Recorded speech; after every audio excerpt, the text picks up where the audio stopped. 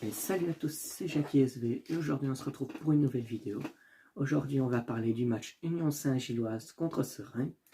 Un match qui s'est déroulé samedi 16 octobre 2021. L'Union Saint-Gilloise qui donc recevait le petit club liégeois de Seraing.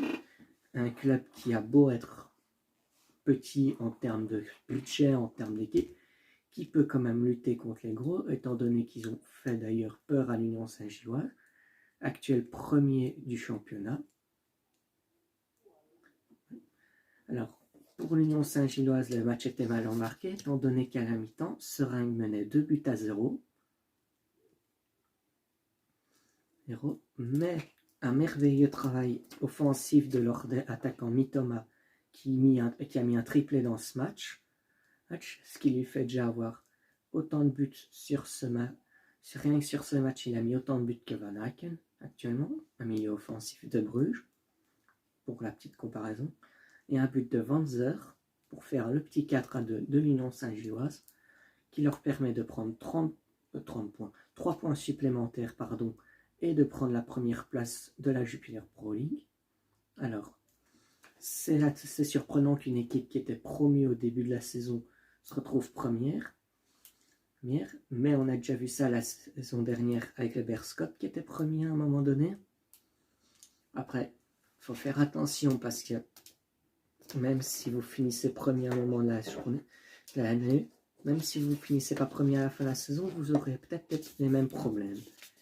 Car actuellement, le Berscott, qui avait fini proche des premières places la saison dernière vers la 11e journée, qui était même premier, est actuellement dernier du championnat avec 2 points seulement et donc relégable.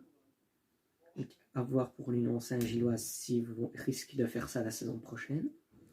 Mais donc, l'Union Saint-Gilloise qui donc, après avoir fait un début de match assez compliqué, puisqu'elle a mi-temps 2-0 pour Seraing à domicile, c'est pas toujours agréable.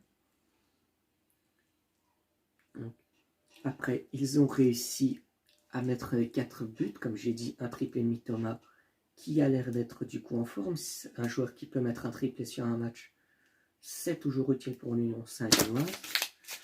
Il reste à voir s'il va continuer ses prestations, parce que pour l'instant, il en est à 3 buts en 11 journées. Mais c'est encourageant de mettre un triplé dans un match.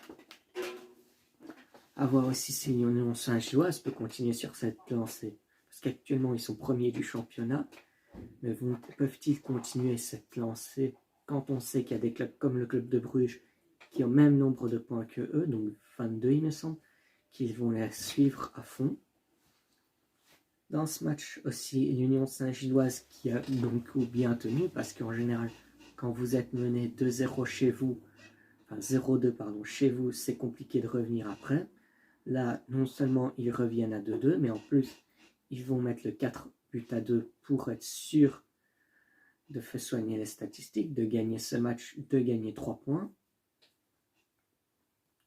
C'est un bon début de saison pour l'Union Saint-Gilloise, donc, et grâce à ce match, ils peuvent prétendre à aller chercher le titre en fin de saison. Enfin, pas que ce match, ils vont devoir aussi batailler sur les autres matchs qu'il leur reste à faire.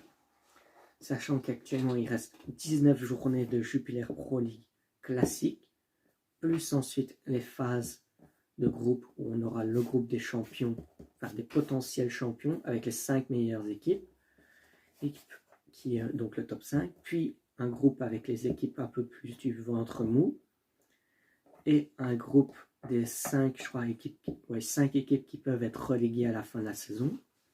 Parce que même si pour l'instant c'est le Berscott qui peut être relégué,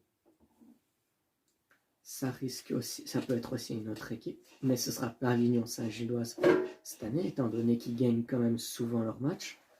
Voyons, là ils ont gagné contre Seraing, mais récemment ils ont aussi, je vais vérifier contre qui ils ont gagné. J'ai dit 4-2 contre Seraing. Alors, ils avaient gagné la semaine dernière il y a 2 semaines contre le Cercle 0-3. C'est le Bruges. Lors de la 9e journée, ils avaient perdu contre Antwerp, ça c'était dommage.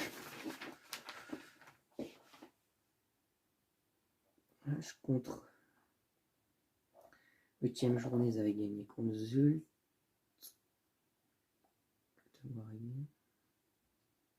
Ils avaient fait un match nul contre Genk, Ils avaient battu le Standard quand même, en termes de grosses équipes, c'était pas mal. Ils avaient malheureusement perdu contre Malines, 5e journée. Ils avaient fait quoi d'autre comme résultat?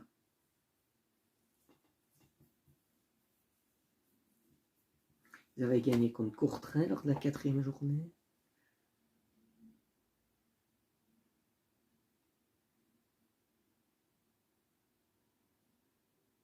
Je cherche les autres résultats. Ils avaient gagné contre le Berscott 0-3.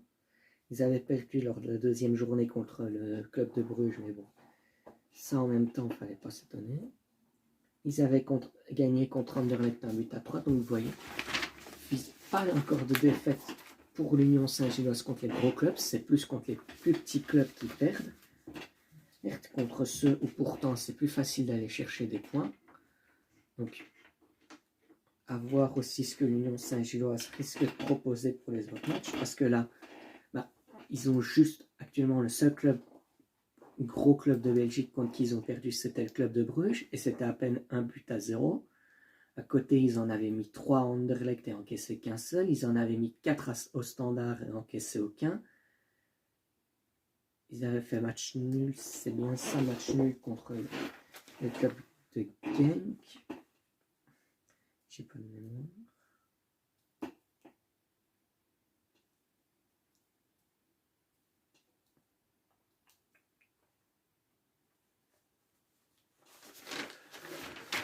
Désolé, j'ai pas de mémoire, donc il faut que je regarde. Alors.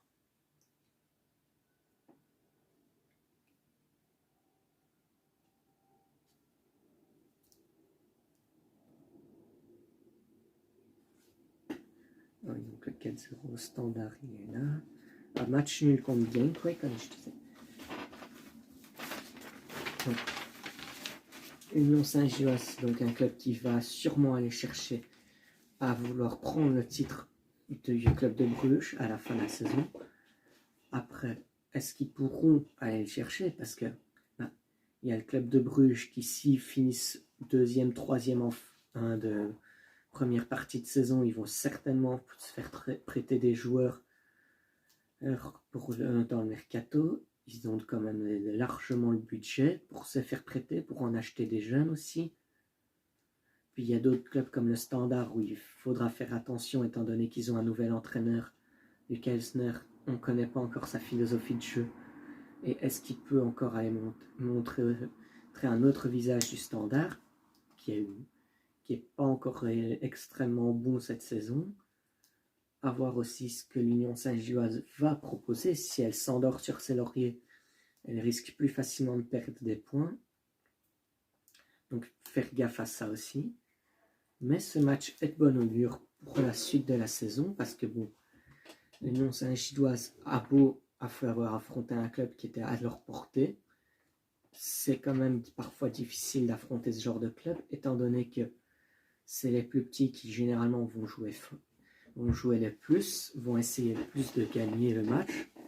Donc, à voir après ce match ce que l'Union Saint-Gilloise a proposé.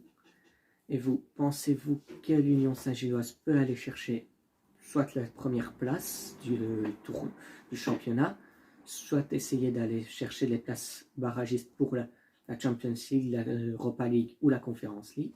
Dites-moi ça dans les commentaires. J'ai hâte de vous lire. On va voir ce que vous pensez, vous aussi, de ce que l'Union peut faire. Et on se retrouve bientôt pour une nouvelle vidéo. Au revoir.